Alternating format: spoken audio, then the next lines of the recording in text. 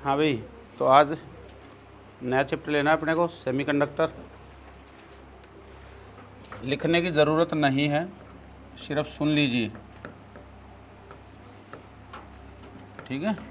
आपको अच्छा लगे कुछ बातें लिख पाओ तो लिख लो, कोई दिक्कत भी नहीं है ऐसी, लेकिन बाकी नोट से पढ़ लेना। आपको जो शीट दी हुई है उससे, है ना। मैं आपको बता देता हूँ टोटल क्या है सेमीकंडक्टर। तीन तरह के मटेरियल्स होते हैं, कंडक्टर्स, सेमीकंडक्टर्स और इंसुलेटर्स। इनके बारे में मोटा मोटी तो आप जानते होंगे कि कंडक्टर्स में जो होते हैं फ्री इलेक्ट्रॉन्स पाए जाते हैं बहुत ज़्यादा, और इंसुलेटर्स में कोई भी फ्री इलेक्ट्रॉन नहीं पाया जाता है, रूम टेम्परेचर भी ये माना जाता है। और सेमीकंडक्टर्स में क्या होता है वो अभी देखेंगे हम। कुछ कुछ फ्री इलेक्ट्रॉन्स होते हैं, है ना, और कुछ होल्स भी होते हैं, एक नाम है। तो उसमें एक होता है वैलेंस बैंड। कंडक्टर्स में एक होता है कौन सा band? Valence band. Valence band कौन सा है? एनर्जी का वो बैंड या एनर्जी की वो रेंज जिसके अंदर क्या पाए जाते हैं? बाउंडेड इलेक्ट्रॉन्स पाए जाते हैं।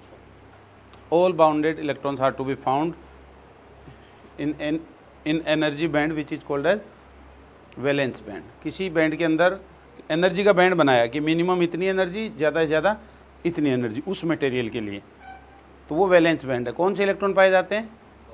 बाउंडेड इलेक्ट्रॉन की मिनिमम एनर्जी, और उन बाउंडेड इलेक्ट्रॉन्स की क्या है? मैक्सिमम एनर्जी की रेंज है। उसको नाम क्या दिया गया?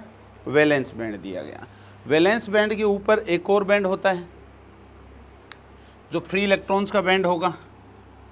ये फ्री इलेक्ट्रॉन्स हो गए, इससे ज़्यादा आपने एनर्जी दे दी या इससे ज़्यादा एनर्जी है ये लेवल से ज़्यादा, तो वो क्या हो जाएगा? फ्री हो जाएगा। इस बैंड का नाम क्या दिया जाता है? Conduction band. क्या नाम दिया जाता है इसका? Conduction band.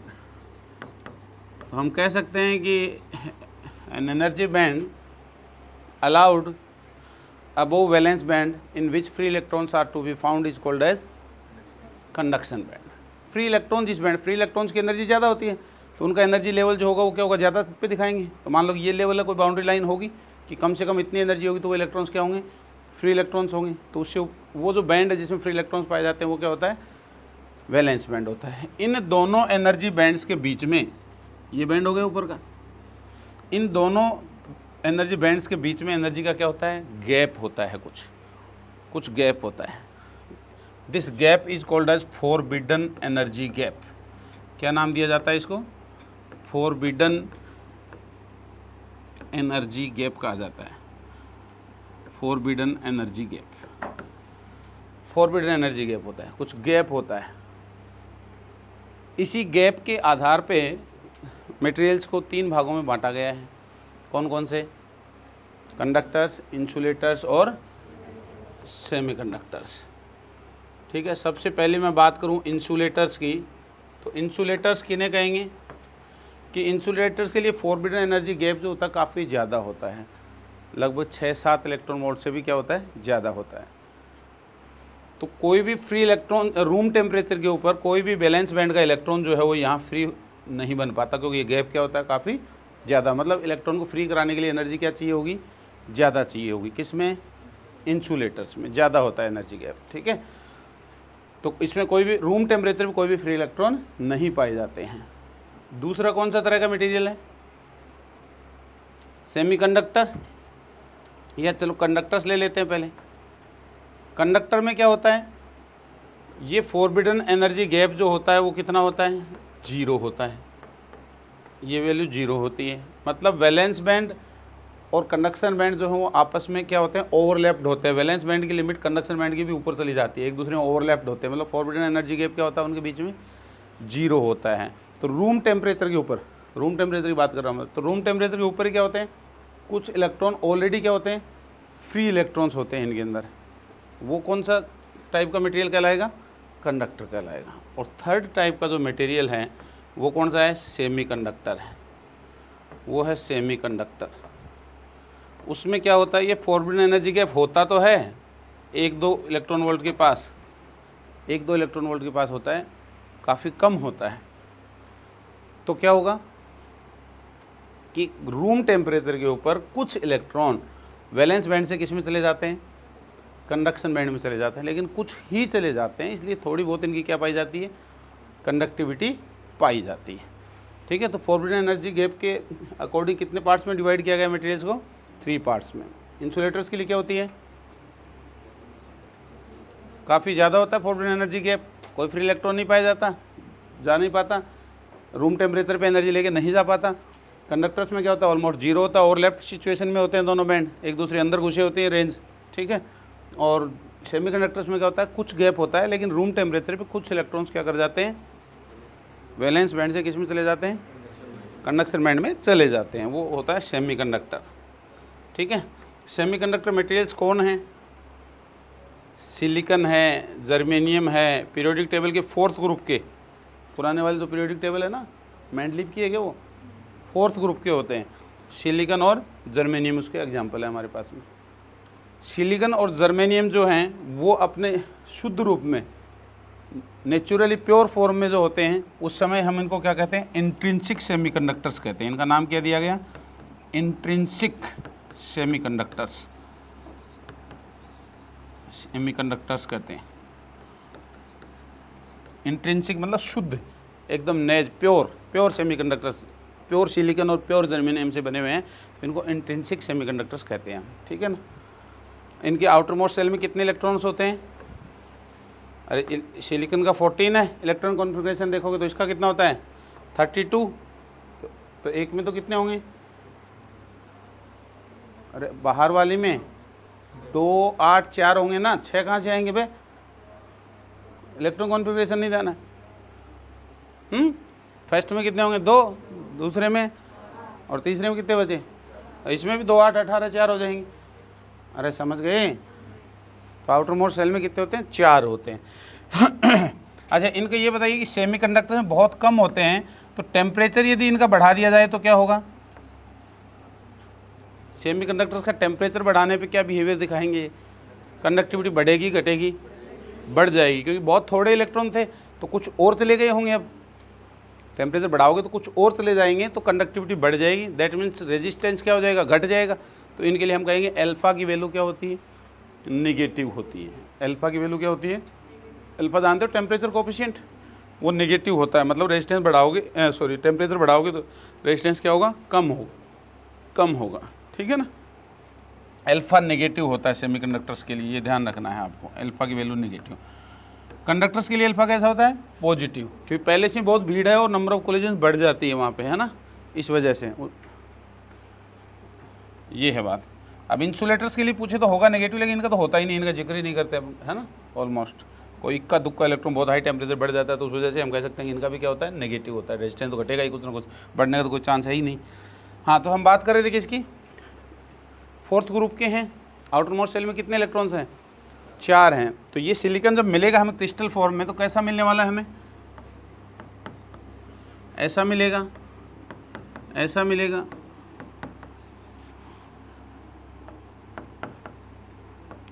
हर सिलिकॉन जो हो कितने के साथ बॉन्डिंग करना चाहेगा? 4 के साथ, ताकि ऑक्टेट पूरा कर सके, स्टेबिलिटी आए। अरे पढ़े हो केमिस्ट्री में? तो जैसे ये सिलिकॉन है, अब ये कितने के साथ बॉन्डिंग करेगा? 4 के साथ। 4 खुद के हैं और 4 दूसरों के साथ बॉन्डिंग कर लेगा, ठीक है। 4 खुद के हैं, 4 दूसरों के साथ बॉन्डिंग कर लेगा। तो जैसे ये कर लिया बॉन्डिंग इसने ऐसे, कई बार तो इसको ऐसे दिखा देते हैं।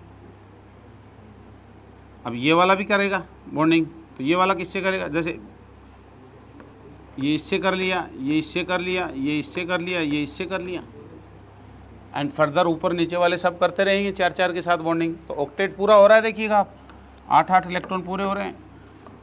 ये देखो, ये कोई बॉन्ड रशियाँ थोड़ी हैं। बॉन्डिंग जानते हो ना, कौन से बॉन्ड बनेंगे? 4 और 4 मिला करके दोनों ऑक्टेट पूरा कर रहे हैं कि तेरा भी काम हो गया, मेरा भी काम हो गया। 4 तेरे, 4 हमारे, तो दोनों को 8-8 खुशी मिलती रहेगी। लेकिन वो खुशी परमानेंट नहीं है, वीक है खुशी। अरे खुद के नहीं है ना, साझा कर रहे हैं। तो साझा करने से जो बॉन्ड बनता है वो कौन सा बॉन्ड होता है? कोवेलेंट बॉन्ड होता है, पता है आपको। तो ये सारे बॉन्ड कैसे होते हैं? कोवेलेंट बॉन्ड्स होते हैं। लूजली बाउंडेड हो गए एक तरीके से, कोवेलेंट बॉन्ड हो गए, ठीक है ना। आयनिक बॉन्ड नहीं है, कोवेलेंट बॉन्ड है। ये कंडीशन रहती है। अब होता क्या है कि रूम टेम्परेचर पे मैं कह रहा हूँ कि कुछ इलेक्ट्रॉन कहाँ चले जाते हैं? कहाँ चले जाते हैं? कंडक्शन बैंड में चले जाते हैं। कुछ इलेक्ट्रॉन कंडक्शन बैंड में फॉरबिडन एनर्जी गैप को पार करके चले जाते हैं, 1-2 इलेक्ट्रॉन वोल्ट का जो होता है गैप, उसको पार करके चले जाते हैं कंडक्शन बैंड में, तो ये इलेक्ट्रॉन हो गए फ्री। तो इलेक्ट्रॉन, यहाँ का इलेक्ट्रॉन फ्री हो गया, ये मानिए आप, तो यहाँ का इलेक्ट्रॉन हो गया फ्री, तो यहाँ क्या होगा, अब यहाँ एक वैकेंसी क्रिएट हो गई। क्या कहेंगे हम, एक क्या क्रिएट हो गई, वैकेंसी क्रिएट हो गई। वैकेंसी का मतलब क्या हो गया, इलेक्ट्रॉन की कमी। अरे इलेक्ट्रॉन की कमी ही तो वैकेंसी है।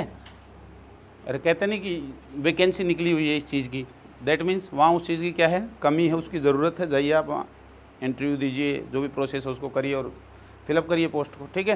तो यहाँ एक वैकेंसी निकल गई कि इलेक्ट्रॉन की कमी है, भैया हमारे पास आओ, कोई है तो, इसको कहते हैं वैकेंसी, ठीक है। तो इलेक्ट्रॉन की कमी, पूछे होल क्या होता है, इलेक्ट्रॉन की कमी ही, deficiency of electron is called as hole. Hole कुछ नहीं होता, होल कुछ नहीं होता, इलेक्ट्रॉन की कमी ही क्या है, होल है। कोई फिजिकल थिंग नहीं है इलेक्ट्रॉन की तरह, प्रोटॉन की तरह, न्यूट्रॉन की तरह, कोई पार्टिकल नहीं। होल क्या है, टोटली फिक्सस चीज़ है, इमेजिनरी चीज़ है, ठीक है ना, पूरी तरह से। इलेक्ट्रॉन की कमी ही क्या है, होल है यहाँ पे, ये है बात। अब इलेक्ट्रॉन की कमी ही होल है। अब देखिए, ध्यान दीजिए, क्रिस्टल कैसा था पहले, क्रिस्टल कैसा था पहले पूरा का पूरा, अरे न्यूट्रल था। क्रिस्टल कैसा था, न्यूट्रल था। तो क्रिस्टल जब न्यूट्रल था, अब क्या हो गया, एक इलेक्ट्रॉन इससे निकल गया क्रिस्टल से। तो एक इलेक्ट्रॉन निकल गया तो हम क्या कहेंगे, इलेक्ट्रॉन निकल गया तो क्रिस्टल पे कौन सा चार्ज डेवलप हुआ होगा, पॉजिटिव चार्ज। अरे नेगेटिव निकल गया तो क्रिस्टल पे कौन सा आया होगा, सिलिकॉन पे पॉजिटिव चार्ज आया होगा ना किसी न किसी एटम पे, तो मानेंगे अपन, ठीक है। ये है, तो ये इलेक्ट्रॉन फ्री घूम सकता है, और ये होल है, ये भी क्या कर सकते हैं, फ्री घूम सकते हैं क्रिस्टल के अंदर। क्यों घूम सकते हैं, अरे ये इनके के पास पॉजिटिव चार्ज लेने की कंडीशन में वैकेंसी है, तो वैकेंसी है तो इधर उधर घूमते फिरते, अरे बहुत पैक्ड होते हैं। एक सुई के नोक पे 3 लाख एटम्स होते हैं, तो एक एटम के बाजू में 10 पावर 8, 10 पावर 30, पता ना कितने ऐसे एटम्स एक एटम के बाजू में इधर उधर इंटरेक्ट करते हैं, के इन्फ्लुएंस में होते हैं, तो बहुत सारी संख्या होती है। तो कोई ना कोई इलेक्ट्रॉन क्या करेगा, अरे 3D में होता है स्ट्रक्चर, समझ गए बात को, बोर्ड पे 2D दिख रहा है, 3D में होता है स्ट्रक्चर। तो कोई भी इलेक्ट्रॉन ले लेंगे। अब मान लो कि इसने ये वाला इलेक्ट्रॉन तोड़ लिया यहाँ, अब ये वाला 3D में पास में होगा, समझ गए वैसे, तो ये इलेक्ट्रॉन तोड़ लिया, तो ये जगह को भर दिया, तो यहाँ क्या हो जाएगी, वैकेंसी क्रिएट हो जाएगी।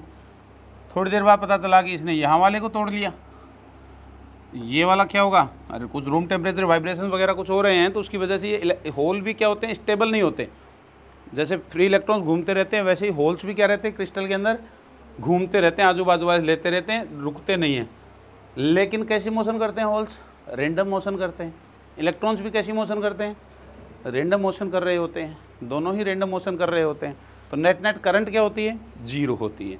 लेकिन यदि इन पे इलेक्ट्रिक फील्ड अप्लाई कर दिया जाए तो, इन पे यदि इलेक्ट्रिक फील्ड अप्लाई कर दिया जाए तो, इन पे इलेक्ट्रिक फील्ड अप्लाई कर दिया जाए तो क्या कंडीशन आएगी,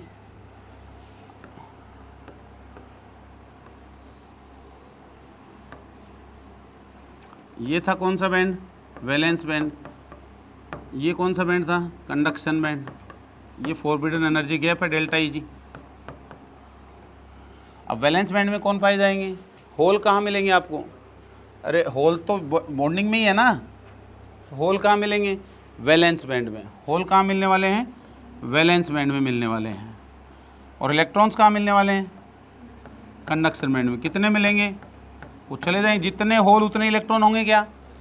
तो ये भी क्वेश्चन पूछा जा सकता है कि 0 केल्विन टेम्परेचर पे कंडक्टिविटी कितनी होती है सेमीकंडक्टर्स की, 0, क्योंकि टेम्परेचर 0 केल्विन आपने कर दिया है, तो इनके पास एनर्जी है ही नहीं जाने के लिए, तो कोई भी फ्री इलेक्ट्रॉन और होल नहीं पाया जाता। It behaves like a pure insulator, perfect insulator की तरह से क्या करेगा, बिहेवियर करेगा। कितने केल्विन टेम्परेचर पे, एब्सोल्यूट 0, जिसको हम कहते हैं 0 केल्विन टेम्परेचर पे बिहेवियर ऐसा देगा। रूम टेम्परेचर पे क्या होता है, कुछ इलेक्ट्रॉन्स चले जाते हैं, जंप कर जाते हैं। किस में चले गए जंप करके, अरे ये चले गए, किस में जा रहे हैं, कंडक्शन बैंड के अंदर चले गए, तो इलेक्ट्रॉन भी आ गए और क्या आ गए, होल भी आ गए। तो ये भी पूछा जाता है कि प्योर सेमीकंडक्टर जो होता है, इंट्रिंसिक सेमीकंडक्टर, उसमें नंबर ऑफ होल्स और नंबर ऑफ इलेक्ट्रॉन्स की संख्या कितनी होती है, सेम होगी। अरे सेम होने वाली है, सेम होने वाली है हमेशा। जितने इलेक्ट्रॉन टूटेगा तो ही तो क्या बनेगा, होल बनेगा। समझ गई बात को, नंबर ऑफ इलेक्ट्रॉन्स और नंबर ऑफ होल्स क्या होते हैं, बराबर बराबर होते हैं। अब जब इनके ऊपर एक्सटर्नल इलेक्ट्रिक फील्ड अप्लाई कर दिया जाता है तो क्या कहानी होने वाली है। आपने कहा कि इस पर एक्सटर्नल फील्ड लगा दिया सर ऐसा, तो क्या कहानी होने वाली है। तो जो ही आप इन पे एक्सटर्नल फील्ड लगा दोगे तो क्या कहानी होगी, ये जो होल्स हैं ये किधर चलेंगे, इलेक्ट्रिक फील्ड की डायरेक्शन में मूवमेंट करेंगे। एक्सटर्नल फील्ड मतलब बैटरी लगा दी आपने, तो बैटरी लगा दी तो क्या करेगा, ये होल्स जो हैं वो इलेक्ट्रिक फील्ड की डायरेक्शन में मूवमेंट करेंगे, और इलेक्ट्रॉन्स किधर चलेंगे, इलेक्ट्रिक फील्ड के अपोजिट डायरेक्शन में चलेंगे। होल्स इलेक्ट्रिक फील्ड की डायरेक्शन में मूवमेंट करेंगे और इलेक्ट्रॉन्स किधर चलेंगे, अपोजिट डायरेक्शन में मूव करेंगे। लेकिन करंट क्या बहेगी, सेम डायरेक्शन में बहेगी, क्यों, करंट की डायरेक्शन क्या मानी जाती है, पॉजिटिव चार्ज के फ्लो की डायरेक्शन मानी जाती है और नेगेटिव चार्ज के अपोजिट मानी जाती है। तो हम कहेंगे दोनों का करंट में कंट्रीब्यूशन क्या रहेगा, सेम डायरेक्शन में रहेगा। अरे सेम डायरेक्शन में रहेगा, और कितनी करंट फ्लो करेगी, फॉर्मूला क्या होता है, NeAVD। अब नंबर ऑफ इलेक्ट्रॉन्स, तो VD ऑफ इलेक्ट्रॉन्स, अरे ये नंबर ऑफ इलेक्ट्रॉन्स हो गए पर यूनिट वॉल्यूम में, N है, जानते हो ना, और plus number of holes in per unit volume, charge तो एक होल का भी E है, अरे उस पर पॉजिटिव चार्ज है इतना, A into VD due to holes, क्या करंट दोनों की जुड़ेगी, अरे जुड़ेगी ना। तो इस फॉर्मूले अकॉर्डिंग हम कह सकते हैं कि करंट जो है वो सेम डायरेक्शन में फ्लो करवाएंगे दोनों। क्लियर है, कोई बात दिक्कत, आगे चलें। अब एक चीज़ और है, चलो आगे देखेंगे उसको। अब इनकी जो कंडक्टिविटी होती है वो काफ़ी कम होती है, क्योंकि इलेक्ट्रॉन्स कुछ कुछ हैं और होल्स भी क्या हैं, कुछ कुछ हैं क्रिस्टल के अंदर, बहुत कम है, तो बहुत लो कंडक्टिविटी होती है। तो थोड़ी ठीक ठाक कंडक्टिविटी आए, कंडक्टर तो नहीं बनाना है हमें, क्योंकि कंडक्टर ही बन जाएगा तो कंडक्टर तो है ही ऑलरेडी, लेकिन सेमीकंडक्टर तो बने, बीच वाला तो बने, कि थोड़ी कंडक्टर से कम हो जाए कंडक्टिविटी और इंसुलेटर से थोड़ी ज़्यादा हो, ठीक ठीक हो। तो उस कंडीशन को अप्लाई अचीव करने के लिए क्या करते हैं हम, इनके अंदर इम्प्यूरिटीज़ मिलाते हैं। क्या मिलाते हैं, इम्प्यूरिटीज़ मिलाते हैं। इम्प्यूरिटीज़ किसकी मिलाई जाएंगी, या तो फिफ्थ ग्रुप की मिलाई जाएंगी या थर्ड ग्रुप की मिलाई जाएंगी। कौन सी होती है इम्प्यूरिटीज़, इम्प्यूरिटीज़ मिलाने के बाद जो हमें सेमीकंडक्टर मिलेगा उसको क्या बोलते हैं, एक्सट्रिंसिक सेमीकंडक्टर्स बोलते हैं। क्या बोलते हैं उनको, एक्सट्रिंसिक, बाहर से बनाए गए, चेंजमेंट कर दिया गया। जो प्योर थे, जो इंट्रिंसिक सेमीकंडक्टर थे, उनमें कुछ चेंजमेंट कर दिया गया, इसका मतलब वो क्या हो गए, एक्सट्रिंसिक सेमीकंडक्टर हो गए। प्योर कौन थे हमारे पास में, सिलिकॉन और जर्मेनियम, ये ध्यान रखोगे, बेसिक है हमारे, ये दो प्योर सेमीकंडक्टर्स हैं, और भी होते हैं लेकिन दो मेनली डील करते हैं, सिलिकॉन और जर्मेनियम। अब इनमें एक्सट्रिंसिक सेमीकंडक्टर कौन से हैं,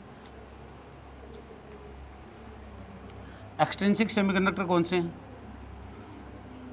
जिनमें इम्प्यूरिटीज मिला दी जाती है, या तो थर्ड ग्रुप की या फिफ्थ ग्रुप की। इम्प्यूरिटीज कौन सी होती हैं, उसके लिए मैंने एक फॉर्मूला बना रखा है, आप बागी। अरे आम आदमी पार्टी जब बनी थी, आपको याद हो, सबसे ज़्यादा बागी उम्मीदवार उसी से हुए थे, छोड़ छोड़ के गए थे, कुमार विश्वास और ये सब उसी से निकल छोड़े हुए हैं, शुरू में बहुत थे उसके साथ, ठीक है, धड़ाधड़ निकले थे बनते ही।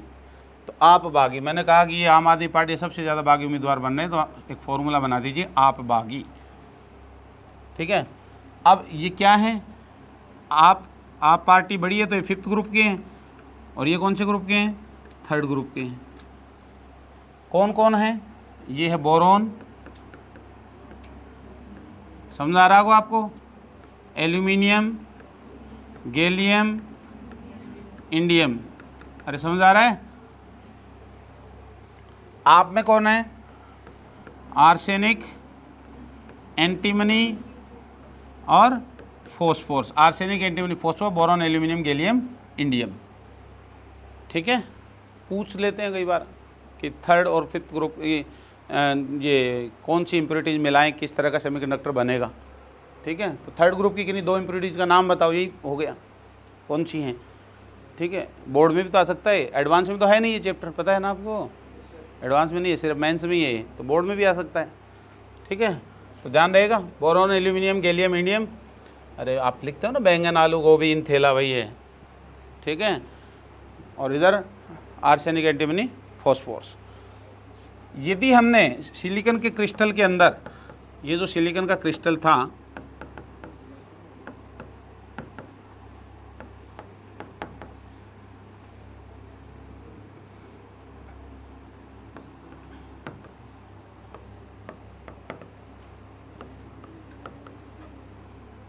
ऐसे ही चलता रहेगा, अरे अब मैंने थोड़ा सा स्ट्रक्चर बता दिया, डबल नहीं दिखाया, सिंगल सिंगल से दिखा रहा हूँ। डबल है मतलब समझ गए ना, दो दो इलेक्ट्रॉन है सबके साथ बॉन्डिंग में। अरे इस सिलिकॉन में ये दो यहाँ, दो यहाँ, दो यहाँ, दो यहाँ, ऐसा ही तो है बॉन्डिंग। अभी जो दिखा रहा था वो स्ट्रक्चर, उसको ऐसे भी दिखा देते हैं कई बार। अब हो क्या रहा है, सिलिकॉन है तब ठीक है, कोई फ्री इलेक्ट्रॉन होगा तो होल भी होगा। लेकिन जो ही हम इम्प्योरिटीज़ मिलाते हैं, पहले मान लीजिए कि हमने पेंटावेलेंट इम्प्योरिटीज़ मिलाई, कौन सी बोलते हैं इनको, पेंटावेलेंट। तो पेंटावेलेंट इम्प्योरिटी जो ही हम इसके अंदर मिलाएंगे तो क्या मिलने वाला है हमें, पेंटावेलेंट इम्प्योरिटी कौन सी है देख के बताओ इनमें से। ये हैं आर्सेनिक, एंटीमनी और फोस्फोरस। अब सेम साइज वाले में सेम साइज किसी मिलाते हैं, साइज एटम की साइज, तो इनमें सेम साइज का सिलिकॉन के आसपास का एटम कौन सा है, फोस्फोरस है। यदि हमें जर्मेनियम के आसपास मिलाना होता तो आर्सेनिक मिलाते हैं हम। अरे समझ गए, तो हमने फोस्फोरस मिलाया, तो फोस्फोरस मिलाया तो यहाँ एक फोस्फोर सिलिकॉन को रिप्लेस करके एक फोस्फोरस आ जाएगा। अरे ये रेशियो बहुत कम होता है, 1:10⁸ का रेशियो होता है ऑलमोस्ट। 10⁸ एटम सिलिकॉन के ही रहेंगे, उनमें कोई एक किसका होगा, फोस्फोरस का होगा, है ना। इस तरह नहीं तो फिर वो सिलिकॉन अपना मूल रूप ही बदल बैठेगा ना, बहुत कम होता है, इस तरह का रेशियो होता है। फोस्फोरस जो ही मिलाया तो फोस्फोरस के पास कितने फ्री इलेक्ट्रॉन्स थे आउटर मोस्ट सेल में, 5। कितने से बॉन्डिंग की, 4 से। 4 से बॉन्डिंग करेगा तो एक इलेक्ट्रॉन क्या हो जाएगा, फ्री हो जाएगा। एक इलेक्ट्रॉन क्या कर देगा, ये फ्री कर देगा। इसने एक इलेक्ट्रॉन क्या कर दिया भैया, फ्री कर दिया है, ठीक है। अरे एक मिनट, मैं वहाँ एक बात बोला हूँ, ये बोला था, ये इलेक्ट्रॉन फ्री हुआ तो होल क्रिएट होगा, तो यहाँ पॉजिटिव चार्ज नहीं आएगा अभी, यहाँ नहीं आएगा, सॉरी। अरे क्यों नहीं आएगा, क्योंकि यहाँ तो ऑलरेडी न्यूट्रल हो गया ना, आपने नोटिस नहीं किया। ये इलेक्ट्रॉन है फ्री और ये होल है, तो नेट चार्ज तो जीरो ही हो गया ना, क्रिस्टल तो न्यूट्रल है अभी, क्लियर है। ये दिखा तो दिया हमने पॉजिटिव होल वाला, फिर एक और पॉजिटिव नहीं दिखाएंगे यहाँ, ठीक है। चलो यहाँ आते हैं, यहाँ देखिएगा वो यहाँ क्या किया, 8 तो मिलके क्या कर गए, ऑक्टेट पूरा कर गए। फोस्फोरस के पास एक एक्स्ट्रा था, एक्स्ट्रा इसने क्रिस्टल को दे दिया, that's why it is called as donor atom. क्या कहलाता है, डोनर या डोनर इम्प्योरिटीज कहलाती है। 5th ग्रुप वाली कौन सी कहलाएंगी, डोनर इम्प्योरिटी, दान कर रही है, क्रिस्टल को दे रही है, बोला ले जो तुम्हें चाहिए वो, अरे चाहिए वो मिल जाए, उसी को तो दान कहते हैं, तो डोनर है। तो क्या क्या दान कर दिया, क्या डोनेट कर दिया इसने, एक इलेक्ट्रॉन क्रिस्टल को डोनेट कर दिया। वो जो रूम टेम्परेचर पे जो थे इलेक्ट्रॉन और होल वो तो है ही हैं, उसके अलावा एक्स्ट्रा दे दिया ना इसने एक इलेक्ट्रॉन, तो एक इलेक्ट्रॉन इसने एक्स्ट्रा डोनेट कर दिया। अब इसने इलेक्ट्रॉन डोनेट कर दिया, तो फोस्फोरस भी कैसा मिलाया था हमने, तो न्यूट्रल मिलाया था एटॉमिक ग्रुप से, तो न्यूट्रल मिलाया तो इलेक्ट्रॉन डोनेट कर दिया। तो अब इस पर कौन सा चार्ज डेवलप हो गया, पॉजिटिव। क्या पॉजिटिव कभी चलेगा क्रिस्टल में, ये नहीं चलेगा, ये तो इम्प्योरिटी के ऊपर बैठा है, आयन है, पॉजिटिव आयन डेवलप हो गया, और इलेक्ट्रॉन क्या हो गया, फ्री। तो जितने ज़्यादा पेंटावेलेंट इम्प्योरिटीज मिलाओगे उतने इलेक्ट्रॉन्स की संख्या क्या हो जाएगी, बढ़ जाएगी। तो हम कहेंगे number of free electrons much much much greater than क्या हो जाएगा, नंबर ऑफ होल्स हो जाएगा। अरे रूम टेम्परेचर पे होल और इलेक्ट्रॉन बराबर थे, लेकिन वो बहुत कम थे, आपने इम्प्योरिटीज़ काफ़ी ज़्यादा मिलाई है उसकी तुलना में, तो हम कहेंगे इलेक्ट्रॉन्स की संख्या काफ़ी बढ़ चुकी होगी, किससे, होल्स से। That's why majority charge carriers would be negative charge electrons. Electron की संख्या बढ़ गई तो negative charge electron majority charge carriers होंगे, और बहुत सारे इलेक्ट्रॉन्स होंगे इसके अंदर, तो क्या कहेंगे हम, that's why it is called as N type semiconductor.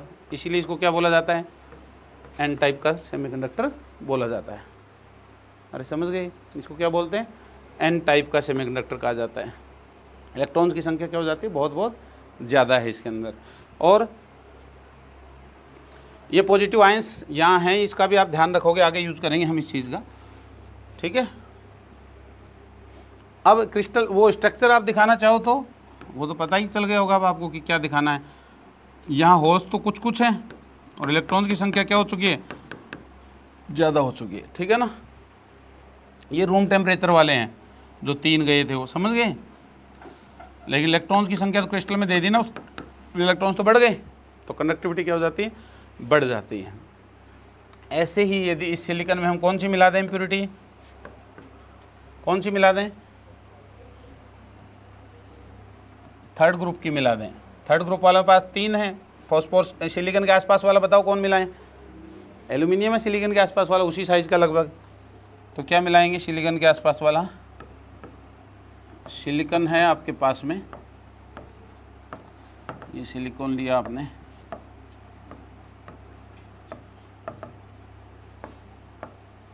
इस तरह से सिलिकॉन का क्रिस्टल है,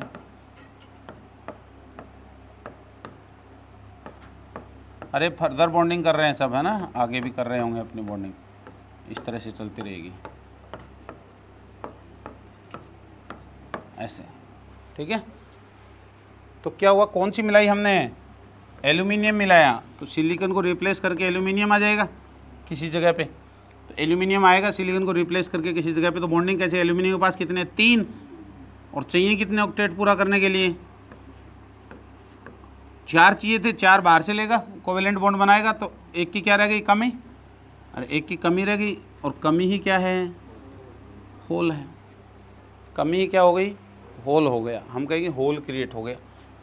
अब इलेक्ट्रॉन की हो गई कमी, यहाँ होल का मतलब कौन सा चार्ज डेवलप हो गया, पॉजिटिव, तो हम कहेंगे क्रिस्टल पे कौन सा आ गया, नेगेटिव, क्योंकि नेट तो हमने तो न्यूट्रल डाला था ना, और बाहर तो निकाला नहीं है ना, अंदर डाला है कुछ, तो हम कहेंगे इलेक्ट्रॉन की कमी हो गई, वैकेंसी क्रिएट हो गई, तो एक यहाँ नेगेटिव आयन बन जाएगा परमानेंट। एल्यूमिनियम का आयन कैसा हो जाएगा, नेगेटिव आयन हो जाएगा, उसी की तो है जिम्मेदारी, उसी को लाना था 4, अब उसके पास 3 ही है, तो ये कहेगा नेगेटिव है मेरे ऊपर, मतलब मैं लेने की कंडीशन में हूँ, वो खींचने की कंडीशन में, अरे ये नेगेटिव है तभी तो होल है,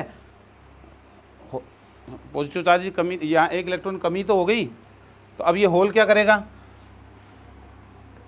ये होल क्या करेगा, ये बाजू वाले से कहीं से खींचेगा, ये होल रिप्लेस हो सकता है, इधर से खींच लेगा, इधर रिप्लेस हो सकता है, होल क्या कर सकता है, चल सकता है क्रिस्टल के अंदर, ठीक है, क्रिस्टल के अंदर मूवमेंट कर सकता है, क्लियर है बात। तो इसमें इस तरह से ये क्या करेगा, हर एल्यूमिनियम एटम जितने आप मिलाओगे वो एक और लेने की कोशिश में रहेगा, that's why it is called as acceptor.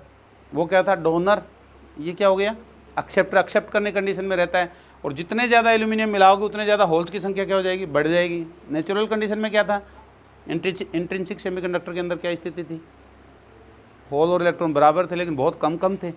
यहाँ हम इम्प्योरिटी जितनी ज़्यादा मिलाओगे, डोपिंग बोलते हैं उसको, इम्प्योरिटीज मिलाने की प्रक्रिया का नाम क्या है, डोपिंग। तो जितनी ज़्यादा डोपिंग करोगे, मिलाओगे, तो उसको क्या होगा, number of holes much greater than क्या हो जाएंगे, नंबर ऑफ इलेक्ट्रॉन्स हो जाएंगे। तो मेजॉरिटी चार्ज कैरियर्स कौन हो गए इसमें, होल की वजह से करंट फ्लो करेगी, मेजॉरिटी चार्ज कैरियर्स कौन होंगे, होल होंगे, होल्स की वजह से करंट फ्लो करने वाली है, क्लियर है बात, ये है।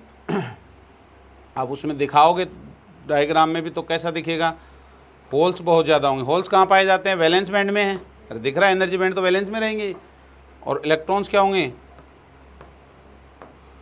यहाँ मिलेंगे कुछ कुछ, कहाँ से आए, जो यहाँ से कुछ फ्री होके भागे होंगे 2-4, अरे ऐसे ही दिखाएंगे हम। तो होल्स की संख्या क्या हो जाती है, काफ़ी ज़्यादा हो जाती है, क्लियर है बात। पी टाइप एन टाइप समझ गए, इसको पी टाइप सेमीकंडक्टर बोलते हैं, क्यों बोलते हैं, क्योंकि इसमें मेजॉरिटी चार्ज कैरियर पॉजिटिव है, that's why it is called as P type semiconductor. लेकिन ध्यान रखिएगा, पी टाइप सेमीकंडक्टर में होल्स बहुत ज़्यादा हैं लेकिन नेगेटिव आयंस भी हैं, और जितने ज़्यादा होल पैदा उतने नेगेटिव आयंस भी बनेंगे, और वहाँ ध्यान रखिए कि जितने ज़्यादा फ्री इलेक्ट्रॉन्स हैं वहाँ क्या है, पॉजिटिव आयंस भी बने हैं, ठीक है ना, ये है बात। अब क्या करेंगे भैया, एक रूल है यहाँ, एक रूल है इसके लिए कि क्रिस्टल के लिए Ne और NH का मल्टीप्लायर जो होता है वो कांस्टेंट होता है, ये लो है इसके लिए। नंबर ऑफ इलेक्ट्रॉन्स और नंबर ऑफ होल्स का मल्टीप्लाई जो है वो हमेशा किसी क्रिस्टल के लिए क्या रहेगा, कांस्टेंट रहेगा, कांस्टेंट रहने वाला है। तो जब रूम टेम्परेचर पे थे तब क्या थी संख्या, वो इलेक्ट्रॉन्स और होल्स की संख्या क्या थी, बराबर थी, अरे बराबर थी। इसका मतलब समझे क्या, नंबर ऑफ इलेक्ट्रॉन्स और नंबर ऑफ होल्स का मल्टीप्लाई कांस्टेंट रहता है, तो ये कांस्टेंट रहता है, तो इनका सम क्या होगा, मिनिमम कब होगा, अरे होल और इलेक्ट्रॉन का मल्टीप्लायर कांस्टेंट होता है, तो Ne और NH का सम मिनिमम कब होगा, दोनों इक्वल होंगे, पता है ना इस बात का, जब दोनों इक्वल होंगे तब क्या होगा, इनका सम मिनिमम होगा। इक्वल से जो ही संख्या बिगड़ी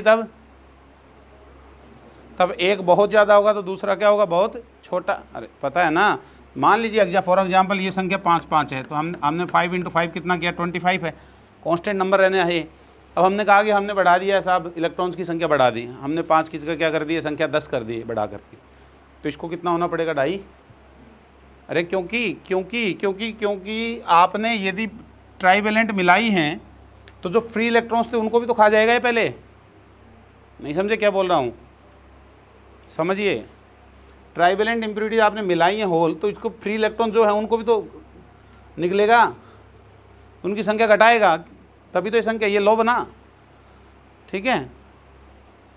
तो मैंने कहा कि 5 थे पहले, 5 इसके थे, 5 इसके थे, टोटल संख्या 25 थी, मतलब मल्टीप्लायर की कांस्टेंट हो गई। 5 होल थे, 5 इलेक्ट्रॉन थे रूम टेम्परेचर पे इंट्रिंसिक सेमीकंडक्टर में।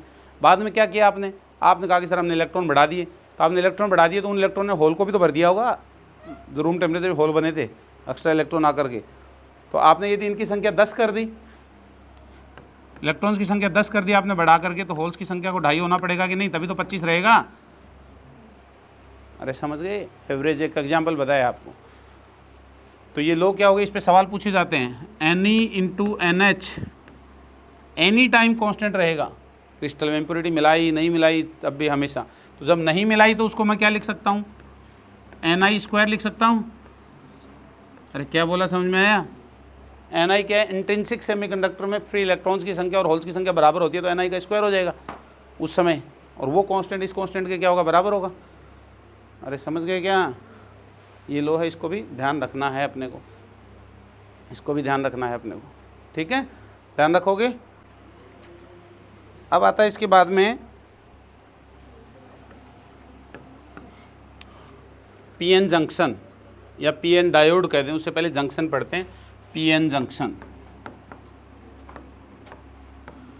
पीएन जंक्शन क्या है भाई? पीएन जंक्शन तो पी टाइप और एन टाइप को कोल्ड वेल्डिंग से मिला देते हैं, कई बार डिफ्यूज़न मेथड के द्वारा भी बनाते हैं।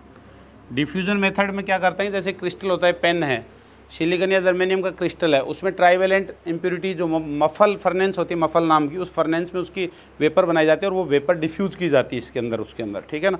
तो जिससे वो सारा का सारा या तो क्या बन जाएगा, पी टाइप बन जाएगा, या क्या बन जाएगा, एन टाइप बन जाएगा। अब या तो पहले पी बन गया था या एन बन गया था, उसका अपोजिट इम्प्योरिटी मिलाएंगे। पहले पेंटावेलेंट मिलाई थी तो अब ट्राइवेलेंट डालेंगे, और पहले ट्राइवेलेंट मिलाई थी तो अब पेंटावेलेंट डालेंगे, और उसको एक साइड से डिफ्यूज़ करवाना स्टार्ट करेंगे, और जहाँ जाके डिफ्यूज़न बंद हो जाएगा वहीं पे एक लेयर बन जाएगी। उसके एक तरफ का कैसा टाइप का होगा सेमीकंडक्टर, पी टाइप का, और दूसरी तरफ का कैसा होगा, एन टाइप का होगा। तो जहाँ जंक्शन बनता है उस पर क्या प्रक्रिया हो रही है, वही पीएन जंक्शन है, वही पीएन जंक्शन है। अरे समझे क्या, वही पीएन जंक्शन है। तो पी टाइप में क्या होता है, पी साइड में क्या होते हैं, होल्स होते हैं। अरे हमने पढ़ा मेजॉरिटी चार्ज कैरियर्स कौन होते हैं, होल्स होते हैं। तो होल्स होते हैं तो, लेकिन इमोबाइल नेगेटिव आयंस भी होते हैं। अरे यही तो पढ़े हम, इमोबाइल नेगेटिव आयंस भी होते हैं पी टाइप में।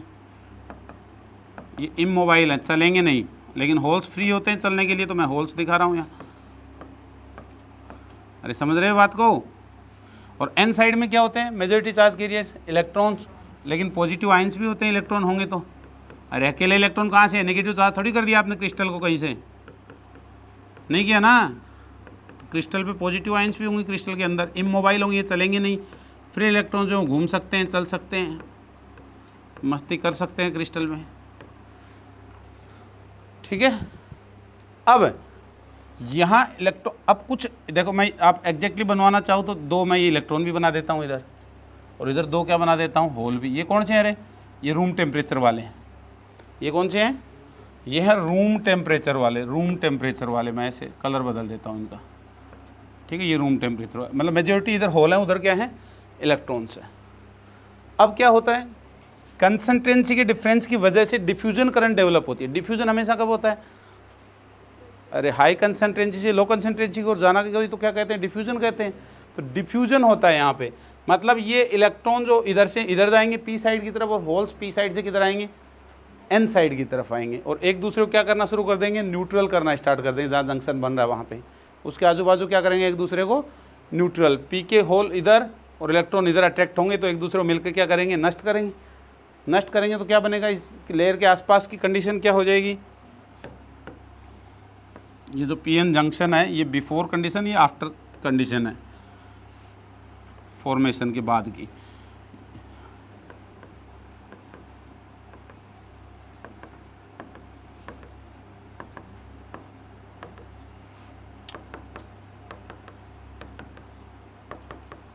कुछ ऐसे होगा, क्या है यहाँ फ्री इलेक्ट्रॉन्स, लेकिन यहाँ के फ्री इलेक्ट्रॉन्स क्या कर गए, न्यूट्रल कर गए। तो इधर तो बैठे होंगे पीछे कहीं, लेकिन इसके आजू बाजू के कुछ, अरे सिंबॉलिक डायग्राम बता रहा हूँ मैं, ठीक है। यहाँ होल्स बैठे होंगे, लेकिन यहाँ के इलेक्ट्रॉन्स और होल्स एक दूसरे को क्या कर गए हैं क्रिस्टल में, न्यूट्रल। लेकिन जो इमोबाइल नेगेटिव और पॉजिटिव आयंस थे वो तो रहेंगे यहाँ। अरे वो कहाँ जाएँ, जाएँ तो जाएँ कहाँ, वो उनको जगह नहीं है। तो जगह नहीं है तो क्या होगा, ये एक ऐसी लेयर बनेगी। अब इनकी खुद की वजह से प्लस से माइनस की ओर क्या बनेगा, एक इलेक्ट्रिक फील्ड क्रिएट होगा और एक पोटेंशियल डिफरेंस क्रिएट होगा जिसको कहते हैं बैरियर पोटेंशियल, डेल्टा वी। ये कुछ वोल्ट का होता है, 0.2 से 0.7 वोल्ट के आसपास का होता है, बैरियर पोटेंशियल बोलते हैं। ये क्या करेगा, ये इलेक्ट्रिक फील्ड क्या करेगा, ये इधर के होल्स को, ये पावरफुल, अरे जो जो वो न्यूट्रल होना शुरू होंगे तो ये प्लस का कंट्रीब्यूट, ये प्लस अपना प्रभाव दिखाएगा फिर। अरे पहले तो नेट नेट क्रिस्टल न्यूट्रल था, लेकिन अब प्लस अपना इंपैक्ट दिखाएगा, इधर माइनस अपना इंपैक्ट दिखाएगा, तो प्लस माइनस की ओर एक इलेक्ट्रिक फील्ड जनरेट होगा। वो इलेक्ट्रिक फील्ड पी साइड के होल्स को पी में रोकना शुरू कर देगा। पहले जा रहे थे ना डिफ्यूजन की वजह, वो कहेगा मत जाओ भैया रुको, हम ई बढ़ने लग गए हैं। ई क्यों बढ़ रहा है, ई क्यों बढ़ रहा है, क्योंकि इलेक्ट्रॉन्स होल मिलके न्यूट्रल करते चले जा रहे हैं, जिससे पॉजिटिव और नेगेटिव आयंस की संख्या बढ़ रही है। इस जंक्शन पे पॉजिटिव और नेगेटिव आयंस की संख्या बढ़ रही है, जिस वजह से इलेक्ट्रिक फील्ड बढ़ रहा है। इलेक्ट्रिक फील्ड बढ़ने से इलेक्ट्रिक फील्ड पी पार्ट के होल्स को पी में रोकता है और इलेक्ट्रॉन्स को इधर रोकता है, एन में ही रोकता है, नहीं जाने देगा। तो एक समय आएगा कि इलेक्ट्रॉन और होल आना जाना क्या कर देंगे, बंद कर देंगे, बंद कर देंगे। जब इलेक्ट्रॉन और होल का आना जाना बंद हो जाता है, उस समय पी एन जंक्शन के आसपास का वो रीजन जिसमें कोई फ्री इलेक्ट्रॉन और होल नहीं पाया जाता है, सिर्फ क्या पाए जाते हैं, इमोबाइल नेगेटिव चार्ज और पॉजिटिव चार्ज या इमोबाइल आयंस पाए जाते हैं, पॉजिटिव और नेगेटिव आयंस पाए जाते हैं। This region is called as depletion layer. इसका नाम क्या है, डिप्लीशन लेयर। अरे जिस रीजन में ऐसा हो रहा है उस नाम, इस रीजन का क्या नाम है, डिप्लीशन लेयर कहते हैं। पूछे डिप्लीशन लेयर क्या है, तो ए reason near PN junction in which no free electrons and holes are to be found, only immobile positive and negative ions are to be found is called as depletion layer। ऐसा reason क्या कहलाता है, depletion layer कहलाता है। और ये barrier potential कहलाता है, इनकी वजह से जो जनरेट होता है पोटेंशियल। इसकी वैल्यू कितनी होती है बैरियर पोटेंशियल की, 0.2 से 0.7 वोल्ट के आसपास होती है, जिसकी वजह से एक हाई इलेक्ट्रिक फील्ड जनरेट हो जाता है। क्योंकि डिप्लीशन लेयर की थिकनेस माइक्रोमीटर की ऑर्डर की होती है। किस ऑर्डर की होती है, माइक्रोमीटर की ऑर्डर की होती है। तो इलेक्ट्रिक फील्ड जो जनरेट होगा वो बहुत पावरफुल हो जाएगा, क्योंकि ई के फॉर्मूला क्या है, E=V/D। अरे EDR नहीं होता क्या, डेल्टा V=EDR पढ़े हो ना, पोटेंशियल डिफरेंस। तो DR की जगह D ले लिया मैंने, यूनिफॉर्म को मान के मैं करूँ तो ये कितना 0.2 से कितना था, 0.7 की रेंज का था, और ये कितना हो गया, माइक्रोमीटर के ऑर्डर का हो गया। तो इलेक्ट्रिक फील्ड किस ऑर्डर का हो जाएगा भैया, 0.2 से 0.7 इंटू 10⁶ वोल्ट पर मीटर। वेरी पावरफुल हो गया, अरे बहुत पावरफुल इलेक्ट्रिक फील्ड जनरेट हो जाता है, समझ गए। जो बिल्कुल भी होल्स को अलाउ नहीं करेगा इधर जाने के लिए और इलेक्ट्रॉन्स को इधर जाने के लिए अलाउ, एन साइड से पी साइड से जाने के लिए इलेक्ट्रॉन्स को अलाउ नहीं करेगा, पी से एन की तरफ अलाउ नहीं करेगा। And the current at this region due to diffusion of these holes and electrons is called as diffusion current। Holes और इलेक्ट्रॉन ये जो आदान प्रदान कर रहे थे, इनकी वजह से जो करंट बनेगी, यहाँ करंट तो बनेगी ना, चार्ज चलेगा तो इधर उधर, अब पर्टिकुलर डायरेक्शन में चल रहा है, इलेक्ट्रॉन इधर गए, होल इधर गए, तो करंट किधर जाएगी, करंट किधर जाएगी, पी से एन की ओर जाएगी, होल की डायरेक्शन में, इलेक्ट्रॉन के अपोजिट डायरेक्शन में। This current is called as diffusion current. इस करंट का नाम क्या देंगे, डिफ्यूजन करंट देंगे। इस करंट का नाम क्या होगा, डिफ्यूजन करंट होगा। क्लियर है बात। और इलेक्ट्रिक फील्ड की वजह से कोई करंट डेवलप होगी उसको बोलेंगे क्या, ड्रिफ्ट करंट। दो वर्ड है, एक है डिफ्यूजन करंट, डिफ्यूजन करंट, एक कौन सी करंट है, ड्रिफ्ट करंट। यहाँ इस इलेक्ट्रिक फील्ड की वजह से कोई करंट डेवलप होगी यहाँ इस रीजन के अंदर। जैसे कैसे हो सकते हैं यहाँ डेवलप, आपने कहा कि यहाँ फोटॉन्स डाले, अरे फोटॉन्स डाले, थ्रेशोल्ड फ्रीक्वेंसी ज़्यादा के कोई कह दो या जो भी है, आपने फोटॉन्स डाले, कुछ भी एनर्जी की डाल दी, तो जो फोटॉन डाले तो क्या होगा, कोवेलेंट बॉन्ड का इलेक्ट्रॉन क्या होगा, एनर्जी लेके फ्री होगा। तो फ्री होगा तो इलेक्ट्रॉन जो ही फ्री होगा तो होल भी बनेगा यहाँ। अरे यहाँ उस टाइम में क्या होंगे, बाहर से आपने एनर्जी डाली तो यहाँ होल भी पैदा होगा और इलेक्ट्रॉन भी पैदा होगा।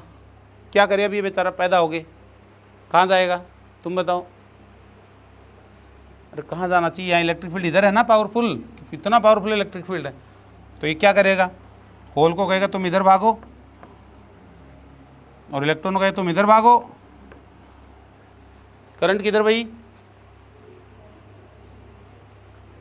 पी से एन या एन से पी? अरे ये पी रीजन है, ये एन रीजन है। एन से पी बहेगी या पी से एन? एन से पी जाएगी। डिफ्यूजन करंट किधर जा रही थी, पी से एन। ये करंट किधर जाएगी, एन से पी। किसकी वजह से जा रही है, इलेक्ट्रिक फील्ड की वजह से। This current is called as drift current. Drift velocity वाली करंट है जो हम पढ़े हैं, ड्रिफ्ट वाली इलेक्ट्रिक फील्ड की वजह से जो जाती है वो ड्रिफ्ट करंट होती है। और जो कंसंट्रेंसी डिफरेंस की वजह से जो जा रही थी वो कौन सी करंट थी, डिफ्यूजन करंट थी। ठीक है ना। तो डिफ्यूजन करंट और ड्रिफ्ट करंट की डायरेक्शन हमेशा क्या होती है, अपोजिट होती है, अपोजिट होती है। और जो हम आइडल सेमीकंडक्टर लेकर के आते हैं, आइडल का मतलब समझते हो, आइडियल नहीं, आइडल, जो लेके आए हैं, बैटरी बैटरी नहीं लगाई है, तब उस समय क्या होता है, उस समय इसके अंदर ड्रिफ्ट करंट और डिफ्यूजन करंट की वैल्यू क्या होती है, बराबर होती है, बराबर होती है। मतलब कोई करंट यहाँ से पास नहीं हो रही होती है। कोई इक्का दुक्का यहाँ पैदा होकर वो जाते हैं तो इक्का दुक्का वो भी आते रहते हैं। अरे समझ गए क्या बोल रहा हूँ। ड्रिफ्ट और डिफ्यूजन करंट की वैल्यू क्या होती है, बराबर होती है, यूँ कहते हैं। क्लियर है बात, कोई दिक्कत इसमें नहीं है। तो ये है पीएन जंक्शन की एक्टिविटी। असली काम यही है, सेमीकंडक्टर का असली काम यही है, यही हो रहा है, जो कुछ हो रहा है वो बस। ठीक है। अब इसको क्या करते हैं, यहाँ ये जो पी साइड है, ये जो डिप्लीशन लेयर बन गई, इस पी साइड को किससे जोड़ देते हैं, पॉजिटिव से कनेक्ट कर देते हैं, और एन साइड को नेगेटिव से कनेक्ट कर दें यदि बैटरी की। अरे बैटरी लगा दी हमने आगे, ये नीचे, ये लो, ऐसा कर दिया। और इस पॉजिटिव नेगेटिव जो ग्रीन वाला बैटरी वाला जो लगाया है, इसकी वैल्यू वी पोटेंशियल की वैल्यू इस डेल्टा वी को ओवरकम कर जाए। डेल्टा वी किधर था, इधर था, इसको ओवरकम करना पड़ेगा। ओवरकम नहीं करेगा तब तक तो कोई उठाव नहीं। जब जो ही ये ओवरकम कर जाएगा तो क्या होगा, और ओवरकम नहीं करेगा उससे पहले क्या होगा, अरे ये पॉजिटिव उधर धक्का दे रहा होगा इन पॉजिटिव आयंस को, इन होल्स को, और नेगेटिव क्या कर रहा होगा, इधर इलेक्ट्रॉन्स को धक्का देगा। तो डिप्लीशन लेयर की थिकनेस क्या हो जाएगी, कम होगी। डिप्लीशन लेयर की थिकनेस क्या होगी, कम हो। अटैक लाइन पे आएंगे, इधर जाना चाहेंगे, इधर आना चाहेंगे इसकी वजह से। और जब ये ज़्यादा हो जाएगा इससे, तो ओवरकम कर जाएगा, तो क्या होगा, पी साइड के होल्स इधर जाना शुरू कर देंगे आराम से, और एन साइड के इलेक्ट्रॉन इधर जाना कर देंगे। बोला पावरफुल आ गया, तुम्हारी क्या औकात है, तुम्हारे से पावरफुल है हमारे पास। ठीक है। तो ये आराम से इधर जाना शुरू कर देंगे, और इसमें क्या कहती है, करंट फ्लो करती है इजीली इसको, और इसको कहते हैं फॉरवर्ड बायस। क्या बोलते हैं इसको, फॉरवर्ड बायस। क्या नाम दिया इसका, फॉरवर्ड बायस। अरे समझ गए। डायोड में दिखाते हैं तो पीएन जंक्शन डायोड का सिंबॉलिक डायग्राम ये होता है, ये पी भाग होता है, ये एन पार्ट होता है। तो इसको यहाँ किससे जोड़ दिया हमने, प्लस से, और इसको किससे जोड़ दिया, माइनस से। मतलब ये हायर पोटेंशियल से, ये किससे जोड़ा, प्लस का मतलब है हायर पोटेंशियल, और ये किससे जोड़ा, लोअर। अरे दोनों को प्लस से भी जोड़ सकता हूँ, तो क्या फॉरवर्ड बायस नहीं होगी। अरे ये +5 है और ये +2 है, बताओ फॉरवर्ड बायस है कि नहीं है, है ना। अब भी तो ये पावरफुल है, उधर ही फ्लो करवाएगा। ठीक है। तो हायर पोटेंशियल होना जरूरी है, प्लस का मतलब है हायर पोटेंशियल। दोनों माइनस से जोड़ो तो भी फॉरवर्ड बायस हो सकती है। समझ में आ गया होगा बात आपको, कई बार ऐसे पूछ लेते हैं सिंबॉलिक में। ठीक है। तो फॉरवर्ड बायस में होगा क्या, फॉरवर्ड बायस में पी पार्ट के होल्स जो किधर जाने लग जाएंगे, एन में, और एन पार्ट के इलेक्ट्रॉन्स किधर जाने लग जाएंगे, पी में जाने लग जाएंगे। क्लियर है बात। जिसकी वजह से कौन सी करंट डेवलप हुई, डिफ्यूजन करंट। इस करंट का नाम क्या था, वो पी और ये जो होल्स और इलेक्ट्रॉन्स की वजह से ये जो करंट जा रही है, इस करंट का नाम क्या है, डिफ्यूजन करंट है। ठीक है ना। ये करंट जा रही है, इसके अंदर से फ्लो कर रही है। ठीक है। इसके इलेक्ट्रिक फील्ड की वजह से आएगी, वो कौन सी है, ड्रिफ्ट है। ठीक है ना। तो ये करंट कौन सी है, डिफ्यूजन करंट। तो करंट फ्लो करेगी। हम यदि ग्राफ बनाना चाहें, ये फॉरवर्ड बायस की वोल्टेज है और ये फॉरवर्ड बायस की करंट। हालांकि ये कम होती है, नहीं कि बहुत ज़्यादा हो गई, कंडक्टर जैसी नहीं होती, इसलिए इसको लिखते हैं मिली एम्पियर में। किस में लिखते हैं, मिली एम्पियर में। ठीक है। तो शुरू में क्या होगा, कुछ आप वोल्टेज लगाओगे तब तक तो कोई करंट फ्लो ही नहीं करेगी। अरे नहीं करेगी ना, कुछ वोल्टेज लगाओगे तब तक तो कोई करंट फ्लो ही नहीं करेगी। मतलब क्या है, ये कंडीशन रहेगी, ग्राफ ऐसे चलेगा। ये कहाँ तक रहेगी, जैसे सिलिकॉन के लिए 0.7 है वैल्यू, मान लो 0.7 तक तो ये और कम नहीं कर पाएगा ना, तो करंट नहीं जाने देगा। 0.7 से ज़्यादा होते ही क्या होगा, तेजी से बढ़ जाएगा।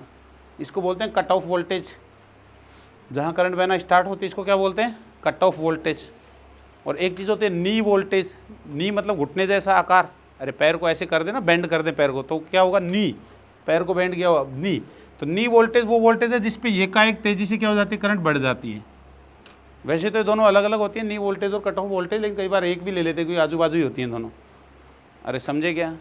नी वोल्टेज वो है जहाँ करंट तेजी से बढ़ना स्टार्ट कर दे, और कट ऑफ वो है जहाँ करंट फ्लो स्टार्ट करे। ठीक है, कट ऑफ या नी वो कई बार साथ भी बोल देते हैं इसको, नाम से समझ जाना आप कि भाई ये तेज़ी से एकाएक बढ़ गई है करंट, तो तेज़ी से करंट बढ़ जाती है। फिर थोड़ा सा भी वोल्टेज और लगाते हो तो फिर तो अटैक हो जाता है, बोले चलो अब कोई नहीं रोकने वाला इधर से इधर, है ना, ओवरकम कर जाता है तब। तो ये कंडीशन होती है। ये इसको बोलते हैं फॉरवर्ड बायस का ग्राफ। ये ओम्स लॉ को फॉलो कर रहा है क्या? अरे कर रहा है क्या? नहीं कर रहा ना? क्यों नहीं कर रहा? क्योंकि ओम्स लॉ क्या है? V बराबर आर आई ओम्स लॉ नहीं है, V proportional to I Ohm's law है। तो प्रोपोर्शनलिटी नहीं आ रही ना इसमें, जैसे जैसे V बढ़ा रहा है वैसे वैसे थोड़ी आई बढ़ रही है, तो अलग तरीके से बढ़ रही है। फॉर्मूला रेजिस्टेंस का यहाँ भी लग जाएगा निकालने के लिए। आपसे कहेगी रेजिस्टेंस निकालो फॉरवर्ड बायस का, तो कैसे निकालोगे? किसी पर्टिकुलर पॉइंट का निकलवाए तो वैसे कर ही दोगे, V/I। ठीक है, तो ये I मिली में देखिए आप, तो मिली का भाग लगेगा तो ये 100 से 200 ओम के आसपास आता है, 100-200 ओम के आसपास आता है, 10⁻² की रेंज में आता है लगभग, है ना। या एवरेज निकालते हैं फॉरवर्ड का, तो क्या करेंगे? एवरेज के लिए यहाँ क्या करेंगे? एक टेंजेंट ड्रॉ करेंगे, उस टेंजेंट में ये वैल्यू ले लेंगे, इसको क्या बोलेंगे? डेल्टा V, और इस रेंज को क्या बोलेंगे? Delta I। तो डेल्टा V/डेल्टा I। अरे फॉरवर्ड बायस का आ जाएगा ना एवरेज। ठीक है, कितना है उन्होंने एवरेज लगभग कितना है? ठीक है, ये है। और वो परफेक्ट किसी पॉइंट पे लेना चाहो तो फॉर्मूला V/I लागू होता है। इसका मतलब ये नहीं कि ओम्स लॉ लागू हो गया, ठीक है ना। ओम्स लॉ को फॉलो नहीं कर रहा है ये। ग्राफ इस तरह का आ जाता है इसके अंदर, ये है ना। अब इसका उल्टा करते हैं। अब ये तो फॉरवर्ड बायस हो गई, इसका उल्टा करते हैं। अच्छा, इसी फॉरवर्ड बायस में क्या होता है कि जब ये होल और इलेक्ट्रॉन रिकम्बाइन होंगे ना, अरे इधर के होल आएंगे, इधर के इलेक्ट्रॉन आएंगे, तो जो ही फॉरवर्ड बायस लगाते हैं तो होल और इलेक्ट्रॉन क्या होंगे? रिकम्बाइन होंगे। मिलेंगे कि नहीं मिलेंगे? कुछ मिलेंगे ना, भीड़ आएगी तो रास्ते में एक जैसे आएंगे, तो अपोजिट मतलब जो चाह रहे हैं वो होगा, तो प्लस माइनस मिलेंगे तो क्या होगा? इलेक्ट्रॉन क्या हो गया? इलेक्ट्रॉन कौन से बैंड में बैठा है? इलेक्ट्रॉन कौन से बैंड में बैठा है? कंडक्शन बैंड में बैठा है। और होल किस में बैठा है? वैलेंस बैंड में। तो होल की जगह आके भरेगा इलेक्ट्रॉन, तो कौन से बैंड में आ जाएगा? वैलेंस में आना पड़ेगा ना उसको जगह भरने के लिए, बॉन्डिंग में आना पड़ेगा उसको। वैलेंस बैंड में आएगा तो एनर्जी को क्या करना पड़ेगा? उसको कम करना पड़ेगा। मतलब कैसे कम करेगा? रिलीज करना पड़ेगा। रिलीज करना पड़ेगा तो कुछ विशेष प्रकार के डायोड होते हैं जिनमें ये एनर्जी जो लाइट की फॉर्म में रिलीज होती है।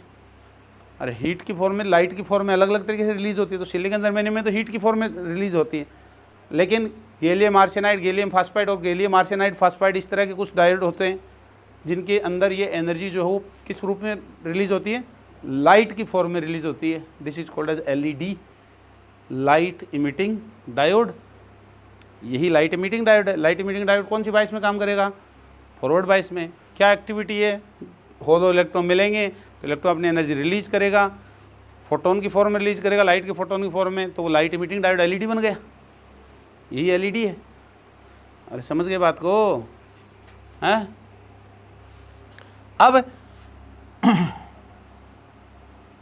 अब क्या भाई? अब यही P को किससे जोड़ दिया आपने? उल्टा जोड़ दिया। उल्टा कैसे जोड़ा जा सकता है? P को माइनस से जोड़ दिया